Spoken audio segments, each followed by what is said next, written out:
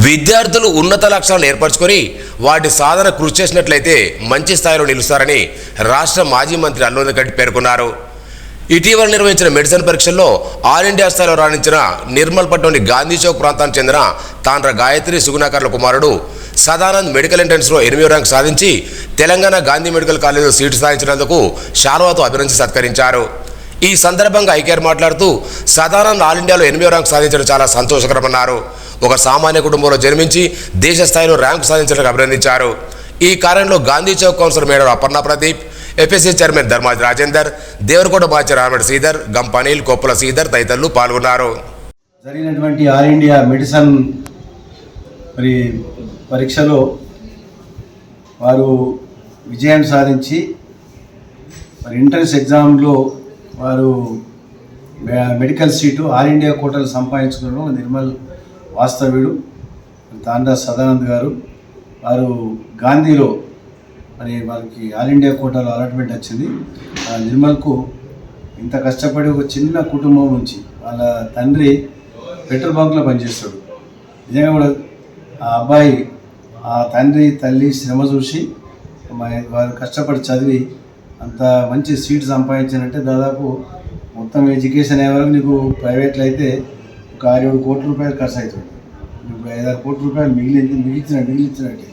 అందుకొరకు నువ్వు ఇంకా తర్వాత మెడిసిన్ అయినాక కూడా MBBS తర్వాత మళ్ళీ పీజీలో మాస్టర్ చేసినట్టయితేనే మంచి పేరు ఉంటుంది.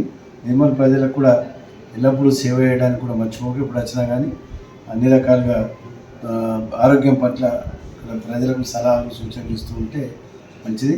ఏదేమైనా నిర్మల్ వాస్తవ్యులకి ఆల్ ఇండియా ర్యాంక్ రావడం అనేది చాలా మంచి విషయం. ఆ బాబుకు నేను హృదయపూర్వకంగా శుభాకాంక్షలు. కష్టపడిచి చదివించి మా ఆర్య వయసులోనే ఒక గర్వకారణంగా ఈరోజు ఆల్ ఇండియాలో సీట్ సాధించడం మా అందరికీ కూడా గర్వకారణం.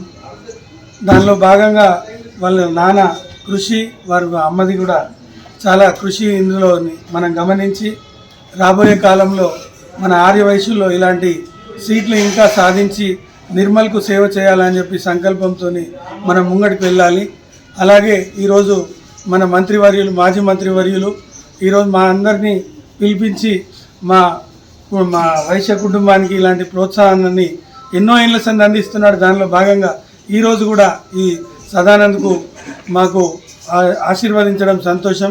అలాగే గాంధీ చౌక్లో దాదాపు ఎన్నో ఏళ్ళ సంది హ్యాట్రిక్ కౌన్సిలర్ అపర్ణ ప్రదీప్ గారు, వారి కృషి మా వయసులపై చాలా ఉంది. అలా అని వేరే కౌన్సిలర్లు కాదని కాదు, కానీ ఆయన మా అందరికి కూడా ఏది మంచి ఏది చెడు ముంగట ఉండి మా అందరిని ప్రోత్సహిస్తూ మా అందరికీ వెన్నంటూ ఉండి ముంగడికి నడిపిస్తున్న ప్రదీప్ కూడా నేను అభినందనలు తెలియజేస్తున్నాను.